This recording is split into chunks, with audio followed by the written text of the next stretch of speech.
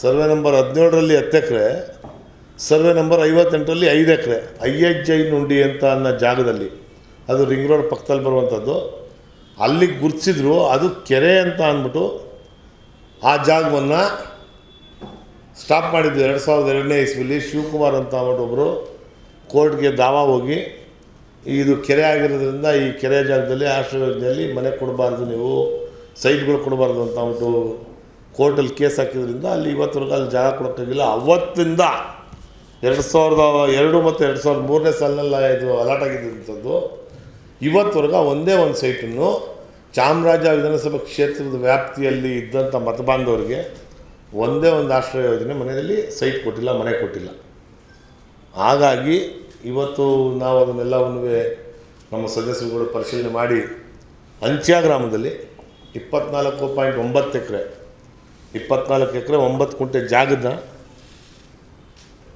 ಸರ್ಕಾರ ಅಲಾಟ್ ಆಗೈತೆ.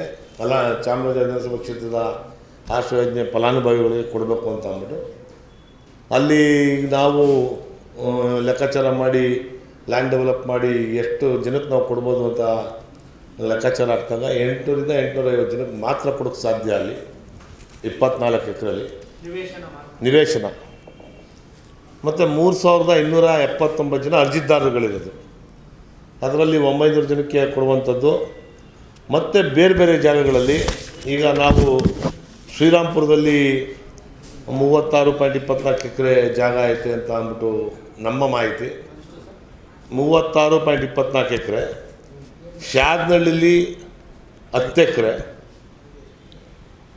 ಅದರಲ್ಲಿ 5 ಎಕರೆ ಕಾರ್ಪೊರೇಷನ್ ಲಿಮಿಟ್ಸಲ್ಲೇ ಐತೆ. ಇನ್ನೊಂದು 5 ಎಕರೆ ಬೇರೆ ಇರೋದ್ರಿಂದ ಅದನ್ನು ಮಾಡಬೇಕು ಅಂದ್ಕೊಂಡಿದ್ವಿ. ಮತ್ತು ಬಂಡಿಪಾಳ್ಯದಲ್ಲಿ 6.28 ಎಕರೆ. ಈ ಥರ ಈಗ ನಮ್ಮ ಮಾಹಿತಿ ಪ್ರಕಾರ ಇಷ್ಟು ಭೂಮಿ ಇರೋದು ನಮ್ಮ ಸದಸ್ಯರುಗಳು ಮತ್ತು ನಮ್ಮ ಅಧಿಕಾರಿಗಳು ಗುರುತಿಸೋರೆ. ಇದೆಲ್ಲವನ್ನು ಸೇರಿ 3279 ಜನ ಇದ್ದಾರೆ. ಅಷ್ಟು ಜನಕ್ಕೂ ಆಶ್ರಯ ಯೋಜನೆ ಅಡಿಯಲ್ಲಿ ಅವ್ರಿಗೆ ನಿವೇಶನ ಅಥವಾ ಗುಂಪು ಮನೆಗಳಲ್ಲಿ ಮನೆಯನ್ನು ಕೊಡಬೇಕು ಅಂತ ಅನ್ನೋದನ್ನು ಈಗ ನಾವು ಸಭೆಯಲ್ಲಿ ತೀರ್ಮಾನ ತಗೊಂಡ್ವಿ. ಎಲ್ಲರೂ ಈ ಏನು ಅರ್ಜಿದಾರರು 3279 ಜನ ಅರ್ಜಿದಾರರಿದ್ದಾರೆ, ಅವ್ರಿಗೆ ನಾನು ನಿಮ್ಮ ಮುಖಾಂತರ, ಮಾಧ್ಯಮದ ಮುಖಾಂತರ ಮನವರಿಕೆ ಮಾಡ್ಕೊಳ್ಳೋದೇನೆಂದರೆ, ಇನ್ನು 1 ತಿಂಗಳಲ್ಲಿ ಇದು ಪ್ರೋಸೆಸ್ಸು ಶುರುವಾಗುತ್ತೆ.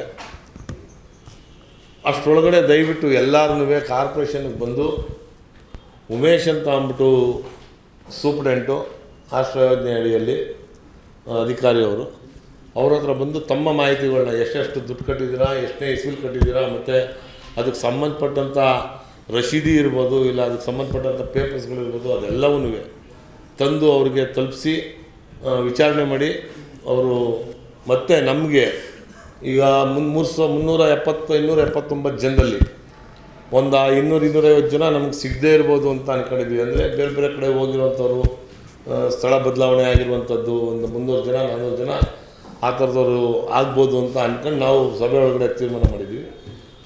ಅದಕ್ಕೆ ನಿಮ್ಮ ಮಾಧ್ಯಮದ ಮುಖಾಂತರ ಎಲ್ರಿಗೂ ಒಬ್ಬರಿಂದ ಈಗ ನನಗೆ ಯಾರೋ ಒಂದು 5 ಜನ ಅಪ್ಲಿಕೇಶನ್ ಹಾಕಿರೋರು ಗೊತ್ತಿರ್ತಾರೆ, ನಿಮ್ಮ ಪೇಪರಲ್ಲಿ ನಾನು ಓದಿದ ತಕ್ಷಣ ಅವ್ರು 5 ಜನಕ್ಕೆ ನಾನು ಎಜುಕೇಟ್ ಮಾಡೋವಂಥದ್ದಾಗಲಿ ಅಂತ ಅಂದ್ಬಿಟ್ಟು ನಿಮ್ಮ ಮುಖಾಂತರ ಕೇಳ್ಕೊತೀನಿ. ಇದಿಷ್ಟು ಇವತ್ತಿನ ಸಭೆಯಲ್ಲಿ ತೀರ್ಮಾನ ಆಯಿತು. ನಾಳೆಯಿಂದಲೇ ಕೊಡ್ಬೋದು, ನಾಳೆಯಿಂದಲೇ ಮಾಹಿತಿ ಕೊಡುವಂಥ ಕೆಲಸ ಆಗಬೇಕು. ನಾವು ಒಂದು 5 ದಿನ ನಮ್ಮ ಲೋಕಲ್ ಪೇಪರ್ಗಳಲ್ಲಿ, ದಿನಪತ್ರಿಕೆಗಳಲ್ಲಿ ಕಾರ್ಪೊರೇಷನ್ ವತಿಯಿಂದ ಅಡ್ವೈಸ್ನೂ ಕೊಡಬೇಕು ಅಂತ ಅಂದ್ಬಿಟ್ಟು ನಾನು ಹೇಳಿದ್ದೀನಿ. ಕಮಿಷನರ್ ಸಾಹೇಬ್ರಿಗೆ ಕೋರ್ಕೊಂಡಿದ್ದೀನಿ. ಕಮಿಷನರ್ ಸಾಹೇಬರು ಅದಕ್ಕೆ ಒಪ್ಕೊಂಡಿದ್ದಾರೆ. ಒಂದು 5 ದಿವಸ ಅಡ್ವರ್ಟೈಸ್ಮೆಂಟ್ನೂ ಕೊಡಿಸ್ತೀವಿ.